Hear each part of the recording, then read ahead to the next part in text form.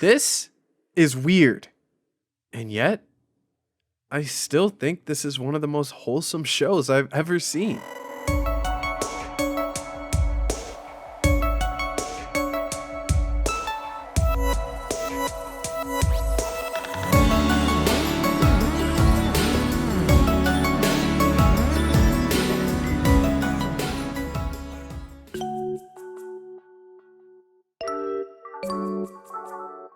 This might be the hardest video that I've ever tried to make, which I think is a good thing since hard videos are usually the most fulfilling ones, oddly enough. Now, we all know this, but anime is weird. We can acknowledge that, right? Like, really fucking weird. And because of this, there are often times where you'll like a show, but you're not gonna tell anyone about it because all it takes is just one out of context clip to ruin any positive perception they may have had of you. And can you blame them? My turn to do what? To wash me, duh. Hold still, senpai! I gotta get you all clean!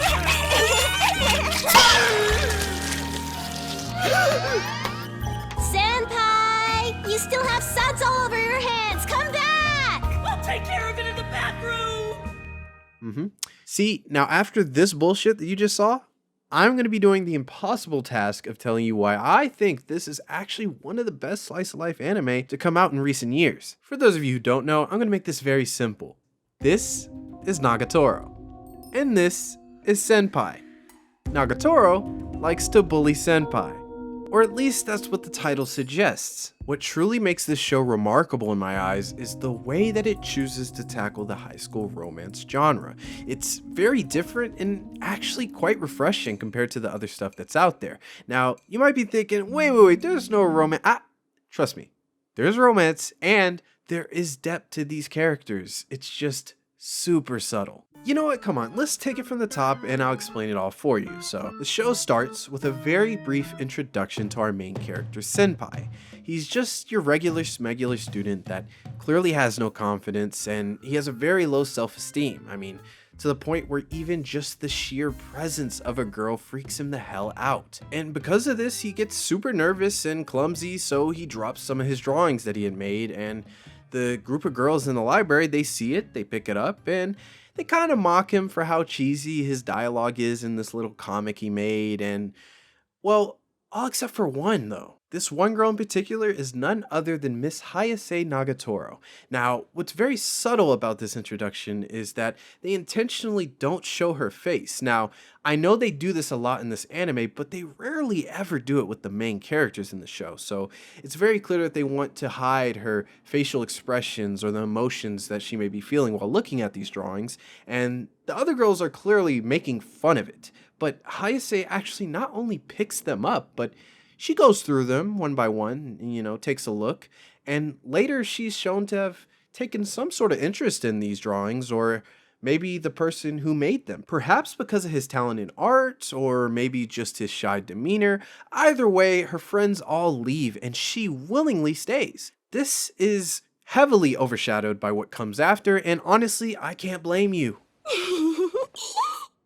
I'm sorry, is there a problem? What happened to all that gallantry? Do you get it yet? Look at how you react in real life!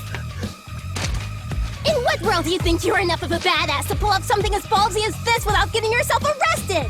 You, Mr. Definitely a Virgin? What a joke! Read my lips. You are nothing like that! Nagatoro proceeds to bully this guy, and I mean bully the shit out of him, to the point where he's literally bawling, crying, and I get it. I absolutely despise characters like this. If you clicked off of this show at this point, I understand, because I hate characters like that too. However, something about how this episode ended made me a little bit curious as to where this could go. Hey, Senpai, don't you ever get angry? I've been pretty horrible to you, and all you do is sit there and take it. Honestly, you really tick me off. And it gets on my nerves, but I don't hate it. I know that probably makes me sound pathetic. Yes, very pathetic. However, what comes right after is very important, because right after he says that, he does take that first step and he asks Nagatoro, "What is your name?"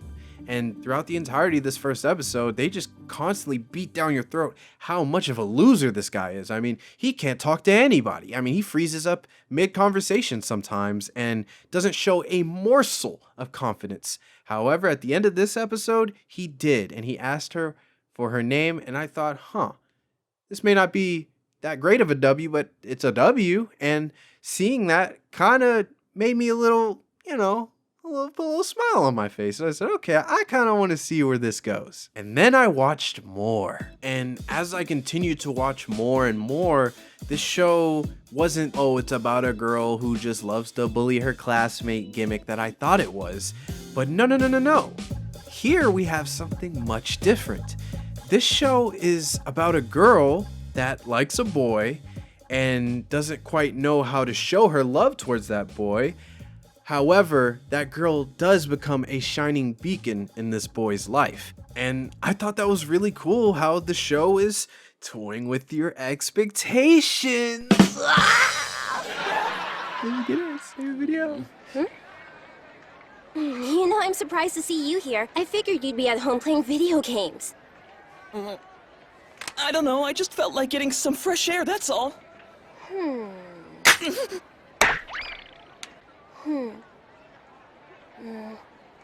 Can I ask you something? Were you hoping I'd call and invite you so we could come here together? Alone?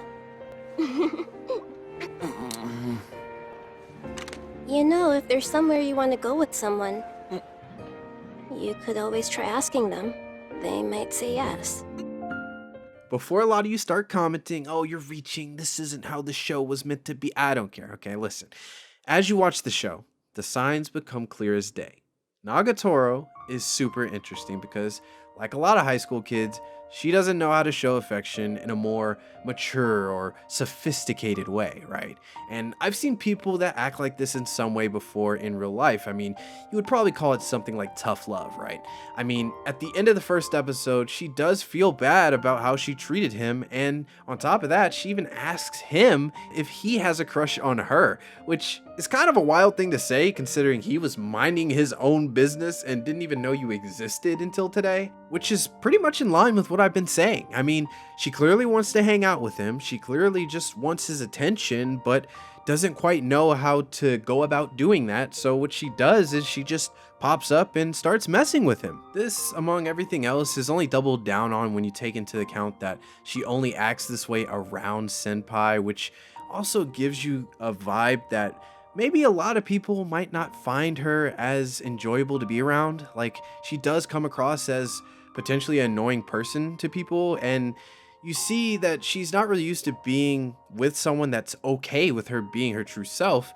And I mean, even look at her friends that she does have, they don't really seem to be like her actual friends. They kind of feel more like a clique, if anything. Also, Senpai isn't even in the same grade as her. He's one grade above. So if you're at the point where you're looking outside of your grade level for friends, that kind of says a lot about maybe your current peers aren't necessarily that welcoming to you. So that might be a reach, but it's something worth noting. Let's